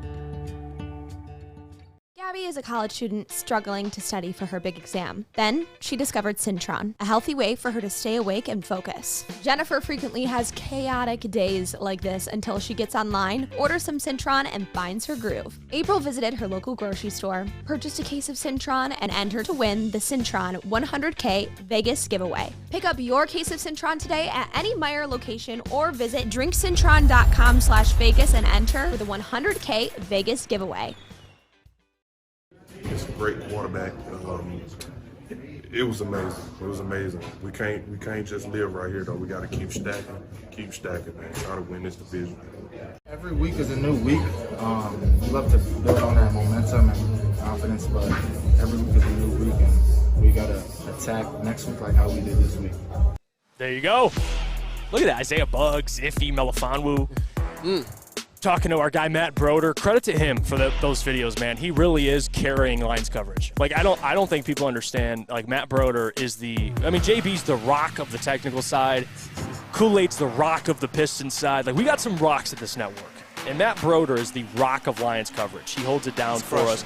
You could check him and Booner out tonight. Woodward Nights. Ken G is a part of the show now. I'm telling you, they're gonna crush with Ken G. Let's go. Like Ken G is I think Ken G might be the Rasheed Wallace at the deadline. Like I'm serious. Ken G might be Rasheed Wallace. Damn. He might be the Rasheed Wallace at the deadline to take them over the top. So Woodward Nights, check those guys out. 8 p.m. to 10 p.m. My guys, they do great stuff. And Nick too. Nick's another one. But let's stick with the defense here because AG. His ass was under some fire there for the last couple of weeks, and me and you were in the same boat here with AG. We were more on the side of personnel. I know that me and Easy, Spenny, we have these conversations as well, and they agree that AG, yes, he's not absolved from any blame, but come on, you see what he's working with. Yeah. But at the same time, Kindle Vildor, Iffy Melifonwu, the switch up in the secondary, and you see the impact. Mm-hmm. You see it. And that's credit to AG for the adjustments, right? Making an adjustment. Things aren't working, let's make a change. Things work. Now, it does help when you got Josh Pascal getting pressure up the middle. Noah Lee McNeil, that hurt this team, but they still played well, Sam, despite the injuries. Houston's coming back. C.J. Gardner-Johnson's coming back. And if you get Pascal playing like that, you're still going to have Irvin in the mix. Tutu Alualu. Tyson. Whatever the hell he is. Tutu Alualu. I'll take it. Whatever the Alu, who doesn't matter what he is. AG's been cooking. And I think he does another guy that deserves a lot of love today. Because that defense they played really well, and the Broncos, the stat popped up during the game. When Russ has, it's like 4+ seconds to throw, these plays to Cortland Sutton open up, and they generate big plays. Because Russ throws a beautiful deep ball. He can throw it downfield now. But they get that set up through the run game. But Lions run defense, solid again. Noah Lee McNeil, no problem. They played well against the run. They kind of backed the Broncos into a corner there. They couldn't do what they do best, which is run the ball, establish play action. They didn't have time for these big plays downfield to develop. And that's Hutch. That's the rest of the defensive line generating pressure. So all around the defense in coverage, even though there were some plays there, some chunk yards that Jerry Jeudy got, it wasn't like it was just blown plays. They looked disciplined, and the defense, hopefully this can be the start of them kind of playing this way because they looked damn good yesterday. That's credit to AG, credit to those guys on the field. Yeah, the defense had their best performance in weeks. I said it before, their best performance for sure since the game on Monday Night Football against the Raiders. I mean, think about this. Their defense allowed 17 points, which you're going to win most games, especially with the Lions offense giving up 17 points. The defense had 2 sacks, 4 tackles for loss, and 8 QB hits as a whole. And, oh, by the way, I got to give Ife Melifonwu a ton of credit because he looked like one of the best players on the field for most of that game. And Ife Melifonwu, if we're being honest, remember that very first drive of the game for the Broncos after the Lions had gotten the ball, received it, and then had to punt. They were driving it right down the field, highlighted by a 40-yard completion, a catch and run from Russell Wilson to Jerry Jeudy. It looked like the Denver Broncos were going to take an early 7-0 lead. And I think at that point there would have been a little bit of, here we go again, from us fans for sure. Maybe even some of the players some doubt would creep in. And maybe even from some of the coaching staff, some doubt would creep in. But Ife Melifonwu kind of flipped the game early on, forced that fumble, which Isaiah Buggs picked up. And I wish it was anybody but him because they would have probably returned it for a touchdown. But still, that was a momentum-shifting play. And even though the Lions didn't score when they got the ball back, it was that defensive play that I think inspired some confidence in this defense that, hey, it's not going to be just like some of these other weeks. These teams are not going to go up and down the field on the first drive and score. The Broncos almost did, but Ife Melifonwu kind of shifted the flow of the game with that play. And he was spectacular overall. Kindle Vildor, as we already said. Josh Pascal got a sack. This team, which they've done well all year, they only gave up 83 yards on the ground on 3 yards per carry, which juxtapose that with the Lions, who got over 180 yards and over 6 yards per carry. So they've always been good at stopping the run, and they did that. They limited Russell Wilson. They didn't always give him all day to throw. And this is the type of defense that can actually maybe win playoff games and go deeper in and not be a liability when it comes playoff time. And you have to give some credit for Aaron Glenn just for pushing some strings in the secondary by playing more Kindle Vildor, by playing more Khalil Dorsey, and by inserting Ife Melifonwu into basically the starting every down role, which he showed in this game and even in other games this season that he can handle pretty well. Ife Melifonwu, another one of those sneaky Brad Holmes draft picks that looked like a little bit of a meh pick for a while. He might turn out to be one of the driving forces of this defense moving forward. It's crazy how many of these guys step up, but as I said before, the reason why I'm so happy that the Lions defense made so many adjustments and played a better game is because it's not too late. Yep. The Lions had managed a 9-4 season despite all of the struggles, despite some of the poor defensive performances. They were able to overcome and still be a good team. And the fact that the defense is now seemingly coming along, we'll see how they look, especially when they go to Dallas, but seemingly coming along, that would be huge for this team. It elevates them into a team that maybe can go into Dallas and win, which we were thinking was impossible just a couple of days ago. Maybe they can win a second playoff game, which we were thinking was not impossible, but very unlikely moving forward. this defense had one of their best performances of the year. And considering what they'd done lately, you could argue it was the most impressive defensive performance of the year. They needed it bad. Yeah, and I see some of these comments, and I want to bring them up and give them a shout out here. Jim chiming in, Jim 3. I have to admit, I had written Iffy off as a bust. Now I see the potential. Sure. And Jim, you're not alone with that. Like I don't want this to be trying to be the smartest man in the room. Me telling the people that I saw this coming from Iffy. He had the intangibles. I'm not gonna, and I don't think anybody can come on and say that because Iffy, for a little bit there, they just, a lot of Lions fans were unsure. It's like, what do they got left in Iffy? Does he have anything else to give? Because there was times last year where he struggled. I'm telling you, the player development, you see him coming along, and he's got the physical tools. But we just didn't know if it was going to pan out. And if he keeps playing this way, Sam, he has a permanent spot in this secondary to play and at least get snaps. Because, again, he deserves it. Another part of why the defense is playing well, and Mike Bell, I want to make sure I read his comment because he is right about the defense, essentially saying, basically Mike Bell said that Dan Campbell, here we go, MCDC didn't part our defense in bad positions with gambling. And it's not just MCDC, because you are right, Mike Bell. That is part of it.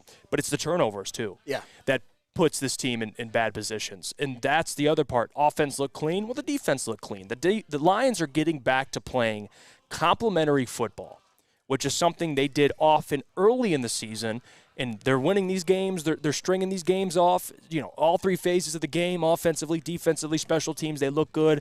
And then there was a stretch there where they're taking turns. You had the Bears game where the offense struggled, the defense showed up, and then the offense came back. That game was as complete as it gets. So if you have an offense playing that efficiently and not turning the football over, yeah, it takes some stress off your defense. It does. And when you get a lead like that, it allows your pass rush to pin their ears back and go get the quarterback. And that's what they did.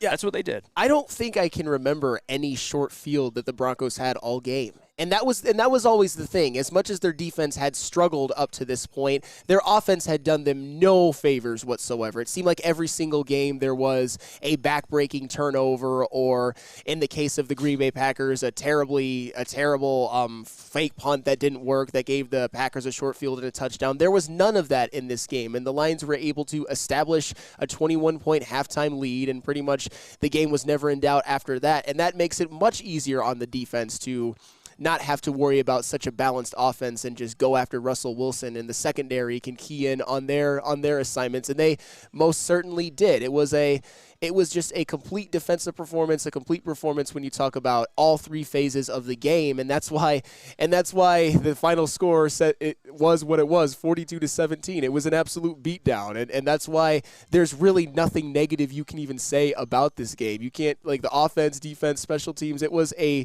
complete an utter beatdown against a team, by the way, which people were saying, can they catch the Chiefs in the AFC West? It wasn't a bad Broncos team. Maybe they were a little bit of a fugazi, but they were both fighting for something. And it was Sean Payton versus Dan Campbell, too.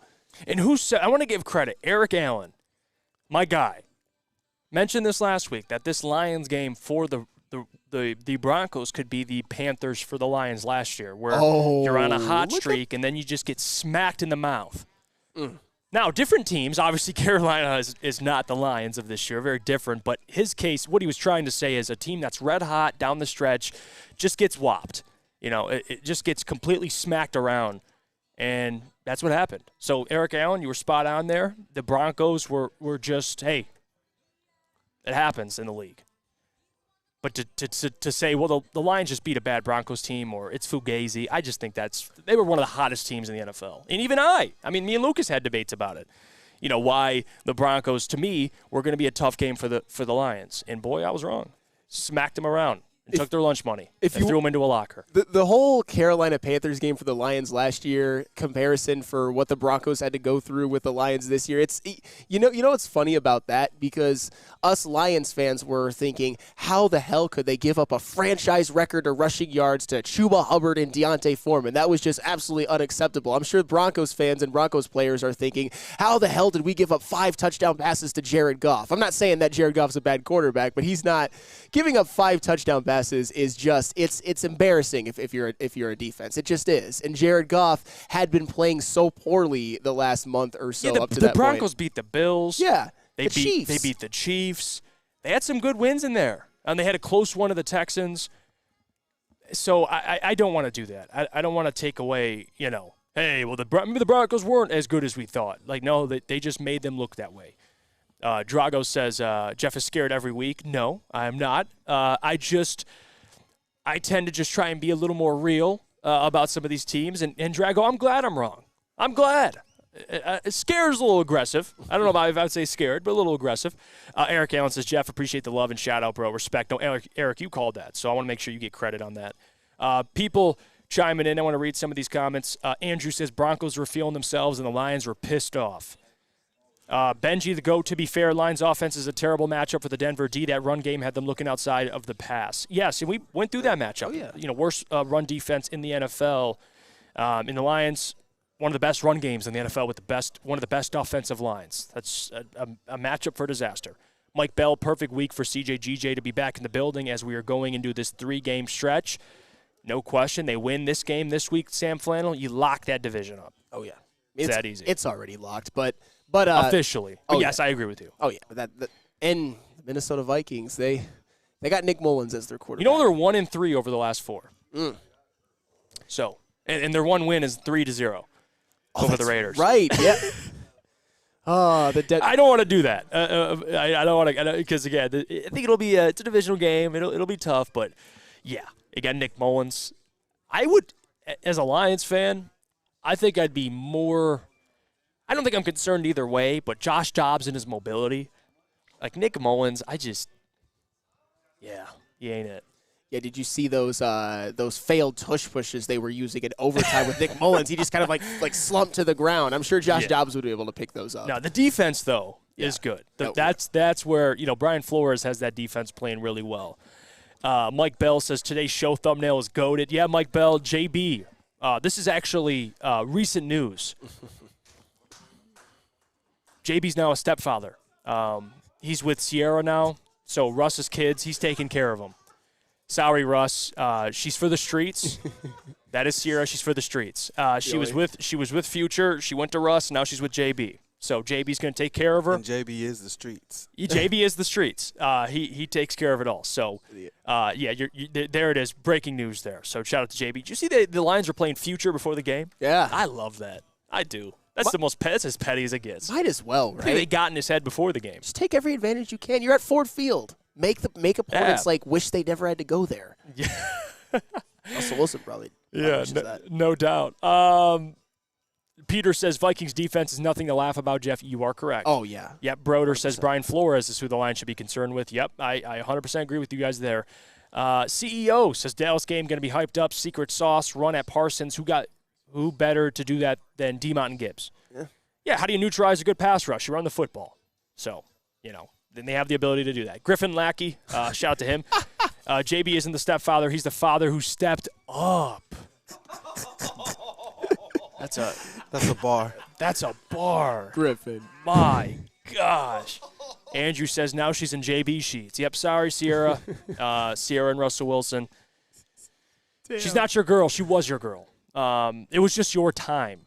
It was your turn, Russell Wilson. Now it's JB's turn. That's how that works. All right, let's go to break here. When we get back, we'll preview the Monday night game. We'll give our score predictions, and we'll get back. And then, of course, no JB, but we'll chop it up for what's trending. We'll just have a conversation. We'll find something to talk about for that as well. Tuning into the Morning Woodward Show here on the Woodward Sports Network. We'll see you guys after the break. Since the dawn of moving people, Chevrolet has led the way. The world of transportation is changing. At Feldman Chevrolet, we are leading the charge forward. With every electric vehicle, every mile traveled, one Feldman at a time. The company that puts more Chevys on Michigan roads is now the #1 name for Chevy electric vehicles. Introducing the Planet Fitness Guide to getting that post-workout glow. Step 1, what's your why? More epic energy, better sleep, blow off steam? Step 2, join Planet Fitness for just $10 a month and get moving in our clean and spacious clubs. Step 3, bask in that post-workout glow. Join Planet Fitness today for just $10 a month. Join today at any of the 50-plus Detroit area locations. Woodward Sports' own Tom Mazaway and Sam Stick Day will be hosting our Lions postgame show after every Lions game all season long. Tune into the Woodward Sports YouTube channel for his hot-off-the-press takes, game analysis, and Kool-Aid sipping celebrations. You won't want to miss it. Join Maz, Stick, and special guests each week immediately following every Lions game, exclusively on the WSN YouTube channel. We're back. It's the Morning Woodward Show here on the Woodward Sports Network. And people chiming in now, reading some of these comments. Mike Bell, he says, why does YouTube keep sending me the commercials during the live show? Weird. And then Sir James says, got to pay for Jeff's hair products. That is part of it. Yes, you are correct, Sir James. I'm an expensive man. Even if I have a hat on, there's still hair product in there. Don't get it twisted. Let's see. People chiming in. Gritville, bold prediction, Lions win out and possibly get the number 1 seed if the 49ers stumble. Well, I'd have to look at their schedule. I mean, I know they just decimated the Cardinals. Let me see this real quick. They close the game. They have the Ravens, Commanders, and Rams. They're going to beat the Commanders, so they'll have at least 12. Ravens will be a tough one. They have them next week in San Francisco. Ooh. I think the Ravens could give them a run for their money. But that Rams game at the end of the year is probably the biggest one because the Rams are playing really well. Stafford, the defense, he's slinging it all around the field. He's playing really well right now. So even if they have these 2 losses, that would put them at 12-5. So the Lions would have an opportunity, but still, it's going to be close. I think if I had to give a prediction right now, I'll say the Lions get the number 2 seed. Yes. Ooh, I'd probably still go 3, but. Because that Dallas game to me, new information. I know it's at home, and Dallas looks way better at home. I get all of that. But if this offensive line's healthy, I'll like the Lions' chances in that game. I do. It's not impossible. It really did seem impossible at some point. It was almost the inevitable funeral going to Dallas. But it's not. Dallas, they kind of have done what they've been doing. They go into a tough road environment when they're feeling themselves and they lose. And I'm somebody who's high on the Cowboys and think that they are actual contenders, but that game did not do them any favors. They lost to the Bills, and Josh Allen threw only 94 passing yards. So that just means the Buffalo Bills, the team that can never surround Josh Allen with a running game up to this point, just ran it up and down the Cowboys' throats. Oh, yeah, no doubt about that. You know what? Leave it unpaused, actually. You know what? I agree with you, Sam Flannel. That is exactly what happened. Big M says Dallas is due for a loss at home. Herb Nash says we're not beating Dallas. Let's see. Mike Bell says, I'll take it. We beat Minnesota both times. Bandit says, I agree, Lions 2 seed. Trisha says, I would say that we are the 2 or 3 seed. Lions Stroll says, can't wait to talk shit to Spenny today. Lions Stroll, what do you got to talk shit to him about? I got to hear about this. What's going on? We'd like to hear the context on that. Gun Guy says Lions giving Dallas first home loss. Yeah, they are undefeated at home. They're a way better team at home, but guess what? It just depends what Lions team are we getting. That's the question I ask. Same with Dallas. I mean, this is a league where it's why the up-down theory exists. Yeah. A team plays well, they don't play well, they play well. It's just things happen. If you can catch the Dallas Cowboys at a time where they're playing similar to what they played like yesterday and the Lions are playing like they did on Saturday, yeah, they're going to win. But the question is, which team are we getting from both sides? So I don't know. If you're turning the football over and the defense is getting torched, then yeah, you're screwed. I'll tell you what, though, that running game, it's been pretty constant, even in some of the bad performances. And the Cowboys have shown that they can be vulnerable against the run. You don't want to go back, drop back to pass 30, 35, 40 times against this Cowboys team. Then they'll kill you. But if you can run the ball consistently, that's where the Cowboys are vulnerable. Russell Scott says Denver was Jeff's bumblebee. You know what? I will say that. I will admit that, guys. I do this for a living. I'm going to be wrong. Yeah, Denver, I was nervous about this game because Denver was playing really well. They were. And I still thought the Lions would win, but I thought it'd be close. Yeah. And boy, I was wrong, and I'm glad I was wrong. They whooped the Broncos' ass. So yeah, that take did not age correctly. My 10 wins for the Broncos before the season with Sean Payton. Hey, they can still get it. Yeah, I guess. Thanks, Sam, for giving me some hope. Winning out. Mike Bell says the next 3 games are all in domes. That is true. Good for the Lions offense. No doubt about it. I'm going to read some more comments here, and then we'll get into the preview of tonight's game. Eric Allen, Dallas only looks good when they're playing inferior opponents. Go look at their schedule this year and look at who they beat and who they lost to, Jeff. Not saying they're not good, but they are beatable. I think that's fair.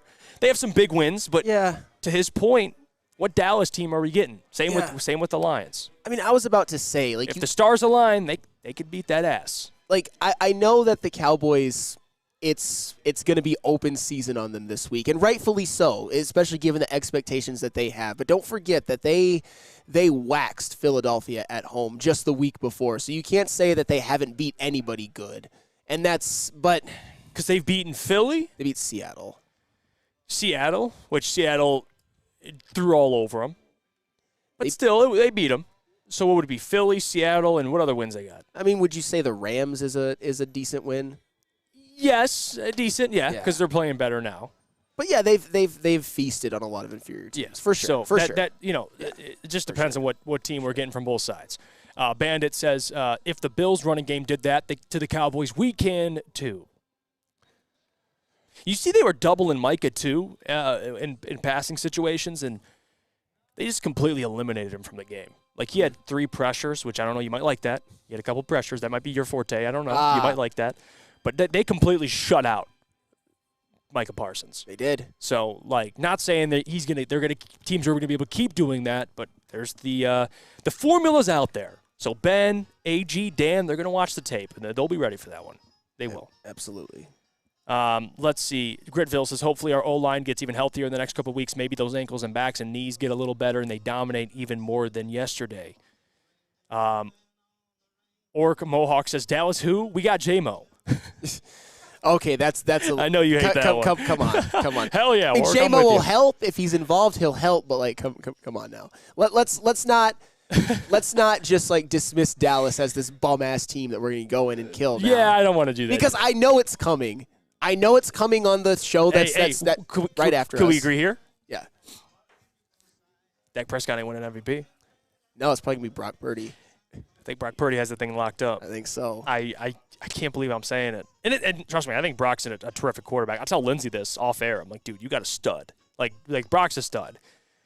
I just didn't imagine him winning MVP. Like, it's just, I don't know how a guy who was drafted a year ago, the last pick in the draft, is going to win MVP. He is. Well, he's favored. I think he's like minus 150 at this point. I mean, because Tyreek Hill got injured. Yeah, Dak had a bad game. Yeah. CMC maybe? Is up there, yeah, but they're on the same team. But like, and Brock's balling. What if Brock Purdy though has 35+ touchdowns, less than 10 interceptions? It's going to him. It has to. 100%. Yeah, it has to. 100%. Yeah. They might have 2 49ers in the top 3. Yeah. That's crazy. Yeah. That is crazy. Yeah. All right, let's give our score predictions for the game. Seattle, Philadelphia. They travel all the way out to the West Coast, and they don't have potentially a couple players. We'll see if Jalen Hurts plays, and even if he does, he's not going to be at 100%. He's dealing with a sickness. Darius Slay out. And what a coincidence. Darius Slay just kind of disappears, and Matt Patricia comes to the sidelines. Huh? Oh, my God. Is that weird or no? What's going on with that? That is. Matt Patricia comes down, and Darius Slay starts. He's like, my knee's kind of. Something's wrong with my knee. I gotta leave. See you guys. Is that why Darius Slay's production has fallen off this year? Because Matt Patricia's in the building? I blame Patricia for everything. Lucas Klotz saying, I was mocked for saying he would finish top 5, talking about Brock Purdy. Lucas, he said Sam Darnold. That's what Lucas said. And Lucas can come, well, I said either one. You said Darnold. That's why we argued. So you can do that all you want, but you said Sam Darnold. So, and that's what I remember. I don't remember Brock Purdy or Sam Darnold. I just remember Sam Darnold, man, and that's you did say the system he'd be in. I'll give you that, but yeah. Anyway, back to the point of Seattle and the Eagles. I like Seattle this game. I do. They're at home. The Philadelphia Eagles, they look vulnerable. No Darius Slay, an already questionable secondary. DK Metcalf about to get $150 tonight. Ooh. Who's guarding him? Bradbury. Okay. I know. Good luck with that. Speaking of guys who've had slumps this year, yeah. But so I got Seattle. I think they're going to win this game by a touchdown. I could see something like a 27-21, maybe a 27-17. I just think the Eagles right now are in this. They're in this slump, and if you don't have Jalen Hurts at 100%, with how the Seattle Seahawks, I think they play up to their competition, and I like their chances today. I do. So, the more give me the Seahawks. I'm kind of talking myself into the Seahawks because I thought before the show that I was definitely going to pick the Eagles, but you're right. Jalen Hurts, he had to travel separately from the team because he didn't want to get his teammates sick, and if he's compromised, then the Eagles they're effed. If he doesn't play, they're effed. If he's compromised, and you have Patricia calling to defense. Pete Carroll, that's barbecue chicken. He's gonna just see right through whatever Patricia's calling. Man, speaking of, has anybody's reputation gotten worse, like from one coaching stint than Matt Patricia? Because at one point he was a highly respected defensive coordinator, and now he's a garbage of a human being. Yeah, now he's calling plays, and we're just like, Seahawks are putting up 45, and I'm kind of in that camp too. I'm gonna go Seahawks in this one. I'm going to go 30-27 Seahawks. I think it's going to be a little bit of a shootout. I think the Eagles' offense will be fine, but this Eagles' defense has been horrible this year. By the numbers, and they're so talented, particularly on the defensive line, but they just haven't been able to keep it together, and their secondary has been one of the leakiest in all of the NFL. You can't survive doing this, and it's at Seattle. The Eagles are a little beaten up and worn down from this tough stretch of football. Give me the Seahawks, because the Seahawks are another team that is fighting for their playoff lives, and if they can get this game, they'll probably find a way to sneak in. Now, some context here. JD, shout out to JD, by the way, very valued member. He says, watching Undisputed, looking towards the Cowboys game. Hope our O-line is healthy and we run it down their throats like the Bills did. Lions Troll says, Jordan flu game incoming from Hurts. What you think, Hollywood? I think Lions Troll, if there's one player that can have that type of game, it's Jalen Hurts, dude. He's got that, as some would say, that dog in him. He does. Can't measure it, but he's got it. Eric Allen, isn't Geno listed as a game-time decision as well? He is. He is listed. And if Drew Lock plays, the Eagles will win. I'm not going that far. But if Geno Smith plays, I'm going with the Seahawks. God, there's Drew Lock is – unless they got young Jeezy playing. If they got Jeezy playing, maybe I'll lean Seahawks if they play in the arena. Drew Lock. Because if there's no Jeezy on, I'm going with the Eagles. Because Drew Lock kind of did this when young Jeezy was on. Everyone was like, "Oh, Drew Lock is so cool. He's got that moxie." Now he blows. Yeah. If Geno Smith, no, I hate to be this person because it's the ultimate cop out. If Geno Smith doesn't play though, if he's listed as out, I change my pick. I'm not picking Drew Lock to beat the Eagles. No way, no how, as Rob Barker would say. What you guys think? Talk to me. Jeezy's on. I think we can all agree. I mean, Drew Lock's going to be locked in. No pun intended. Ken G, what you think? I got 23-20 Eagles. Ooh. Yeah, they're going to find a way to pull this one out. I hate that Matt Patricia is calling the plays now, but it is what it is. The Eagles are too good of a team. So he should call plays offensively and defensively. Right? He's done both. All right, there you have it, Ken G. Rolling with the Eagles. Look, man, I want the Seahawks to be able to beat the Eagles, but I just don't see it happening, man. I just don't see it happening. I do think it's going to be a close game, though, but 24-20. Okay. Eagles. There you go. What about you, Pete? What do you think? I think it's going to be a close game too. I think that the Eagles double headset. Why I not? I got 4 headphones going on here. I think the Eagles are going to lose their 8th straight game to Pete Carroll. That's there you go. Okay, Pete. Don't forget Matt Patricia's calling the defensive plays, so God help them. Yeah, no, Yeah. you ain't kidding. Now the scenario is what? If the Seahawks lose tonight, you clinch a playoff spot. Yeah. And if they beat the Eagles, the 2 seed is in reach even more. Oh, yeah. Like your move up. So it's like a win-win in a way for the Lions. It is a win-win. In a way. I guess symbolically, clinching a playoff spot would be pretty damn cool since the Lions haven't done that very often in their time as a franchise. But you definitely want to try to get that 2 seed, and maybe even the 1 seed. If the Eagles are also competitors for that 1 seed, along with the 49ers, along with the Lions. So if the Eagles were to lose this game, I think the Lions have a very, very, very good chance of getting the 2 seed, maybe even 1. I don't know if the 49ers are going to lose again, but still, 2 seed for sure. That's the biggest question. The 49ers with how they're playing. Yeah. You better hope they get a red-hot Rams team at the end of the year, and Baltimore beats them next week. That's what you got to hope for. John Hughes says, the guy who made the greatest fourth-quarter defensive call in the Super Bowl, I think they're okay. John Hughes, was that Matt Patricia or was that Bill Belichick? Who was that? Well, do you remember Matt Patricia in one of his press conferences? He said, I made that call. It was during a Lions press conference when people were questioning him and the defense. It's like, yeah, I'm probably responsible for one of the greatest calls in defensive calls in Super Bowl history.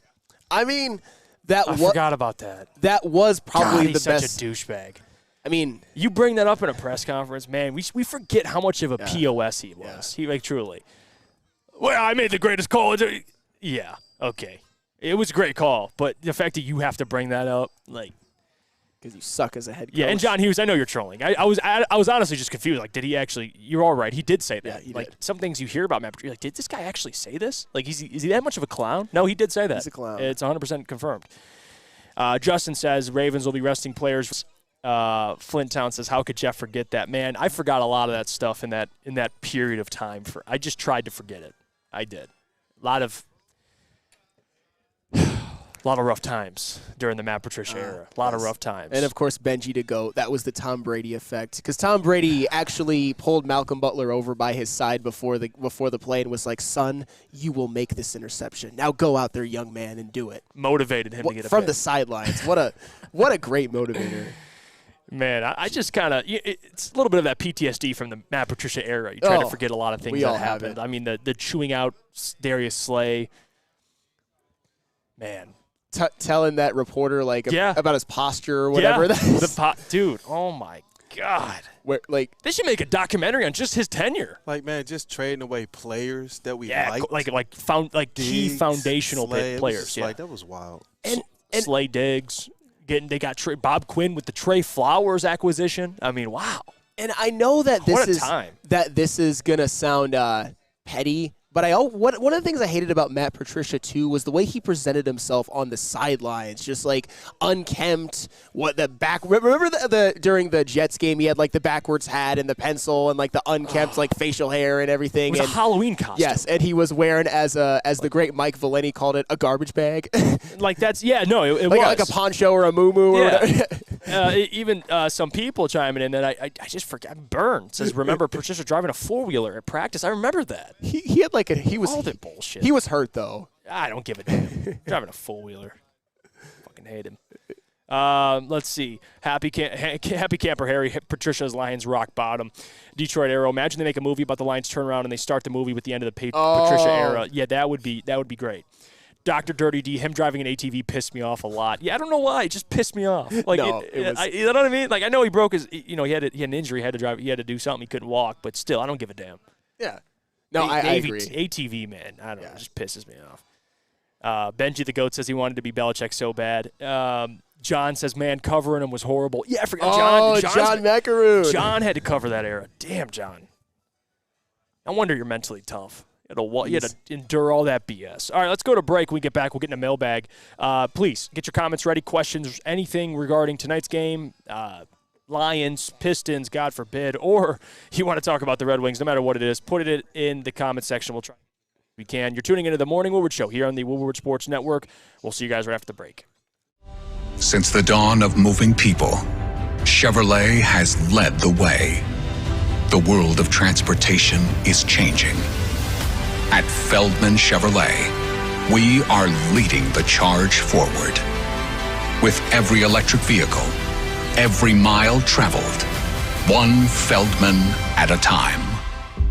The company that puts more Chevys on Michigan roads is now the #1 name for Chevy electric vehicles.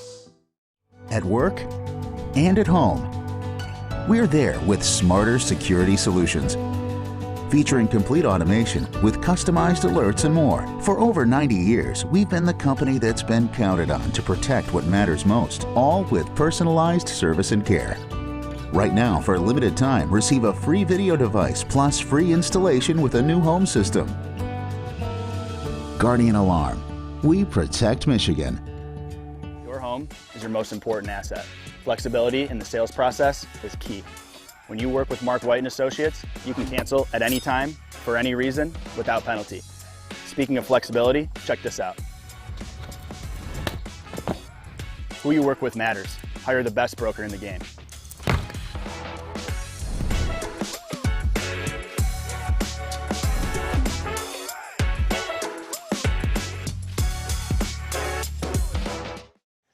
Welcome back. It's the Morning Woodward Show here on the Woodward Sports Network. I want to say first and foremost, thank you to everybody for tuning into today's show. I apologize for the late start. Had some technical difficulties.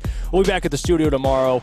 Shout out to Pete, Kool-Aid, Kenji, everyone for holding it down, kind of getting everything set up here. So, again, Kenji had to run to the studio, get a monitor. We didn't have a monitor here. It's just the boys came together to make this happen. So despite the late start, we're off and we're cooking. Tomorrow we'll be back at the studio. We'll be taking phone calls. We'll have JB back. He's not feeling good. So, again, hope he feels better. We love you, JB. You're the heart and soul of this network. All right, let's get in the mailbag.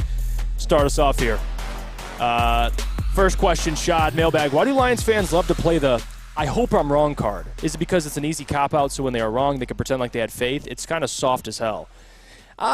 This is where me and you disagree, Shad, because I'll give a prediction out, but the reason why you have to say I hope I'm wrong is because if you say anything that's against the Lions, people automatically assume you're a hater, which is honestly, it's kind of sad. Like, so I have to say that. I hope I'm wrong, because if people will be like, well, you just don't have faith or you hate on the Lions, which is not the case. Like, it's kind of the Broncos thing. I thought the Broncos would be a tough game. I still thought the Lions would win. Oh, Jeff, you don't believe in the Lions. So, no. So I have to say that, unfortunately. I hope I'm wrong, which is true. I hope I'm wrong. But that's kind of that's why people say that. I hope I'm wrong. I mean, just whatever happened to just being able to call things as you see them. You have to just take this stand, and no matter what happens, you just have to like dig in more and more and more. I think that makes you more annoying as a talking head. I actually think it's much more compelling when you're able to admit that you're wrong. Say, you know what, that prediction wasn't quite right, but I'm glad that it went the way that it did. That's why we say it, because we want the Lions to do well. We want everything about the Lions to do well. No question. But like, after the Bears game, how can you have 100% confidence? You know what? Everything, like Jared Goff had turned the ball over so much in these last 4 games, but he's not going to do it this time. We hoped that was the case, and it turned out to be the case, but I don't know if I was necessarily comfortable predicting that. That's why the Lions season goes through ebbs and flows, and sometimes you're going to have to talk negatively about them. Have to. You'd prefer them to win every single game, but they're not going to do that. So you have to break down the negatives as well. Booner says if you say something negative, you're a hater, and if you say something positive, you're a slap. You never can win. There is truth to that. I mean, I saw people gatekeeping Jared Goff, and I mean, guys, and I want to make this very, very clear for everybody, and you guys understand this. This isn't really for you guys, but for any new viewers that follow us on social media, I want you guys to understand that the social media team is not the same as the people that do these shows. So whatever opinion Neil Rule has, the heavyweights have, me and Sam have, Booner and Broder, Ryan and Braylon, is not the same of the social team. Because if there's a graphic that's posted crediting Jared, look at the big game Jared Goff had, that's the social team. Yeah. So people chime into the comments like, yo, now you guys are posting good about Goff. Guys, you're not speaking directly to the personalities. You're speaking to a social team that's job is to post what's happening.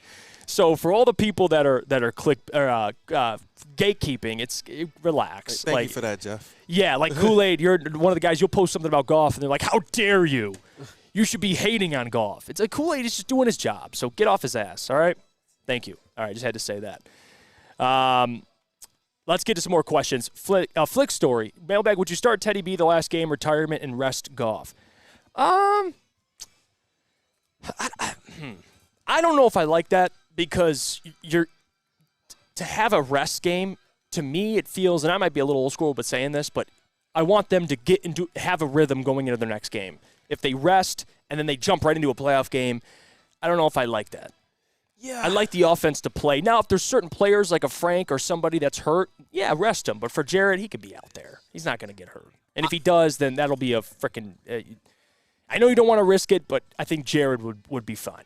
I think it depends entirely on if they have anything to play for or nothing to play for. If you're still fighting for seeding, I don't want to see anybody out of the game or resting, and I don't think that they would, for the record. But if there's absolutely nothing, if they're, say, locked into the 3 seed and can't go any higher at that point, I wouldn't necessarily mind it, because there's the other end where it's like if they play in a game that doesn't mean anything and one of their best players, knock on wood, like a million times goes down, then you'd be thinking, what are you doing?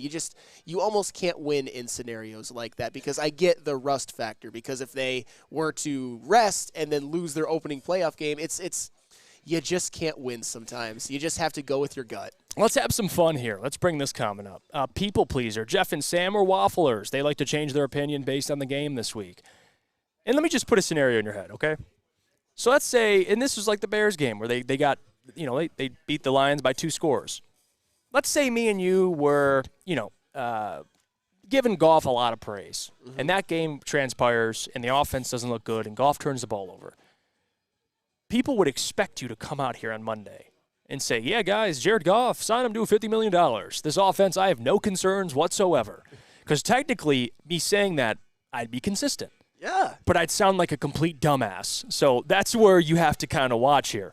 Like Neil, the funniest thing is Neil calling himself Mr. Consistent. Sometimes being consistent, you look like an idiot because you're wrong and you're still dying on the same hill. That's the problem here, right? If Neil is a big golf guy, which I respect that. He loves golf, and I, you know what? That's his take on it. But for Jared to struggle through 3 games and Neil to come out here and say, I got no issues. Yeah, the offensive line this, the offensive line that. I would much rather be called a waffler than to die on a hill where I'm completely wrong. Of course, like you put very, very well a couple minutes ago, we react to what we see. If the offense plays like shit, I'm going to come out here and tell you they played like shit. That's how that works. So you can call it waffling, but that's just the facts. I'm sorry. Yeah, and one of the best things I think you can do is if there's a guy that you like that doesn't play well, you still can look past the blinders, because we all have people that we really, really like and some of our favorite players. And if they don't play well, you still call them out and say, I know that I like you. I know that I believe in you as a player, but you got to do better. I don't think there's anything wrong with that. No, John says if you did that, you sound like Stick. Well, Stick. Well. Yeah, you know what? That's a great example. It's like, I love Stick, but he even admits I'm a slappy. People would rather you'd be like, most people be like Stick, where you come up here and say, guys, everything's great.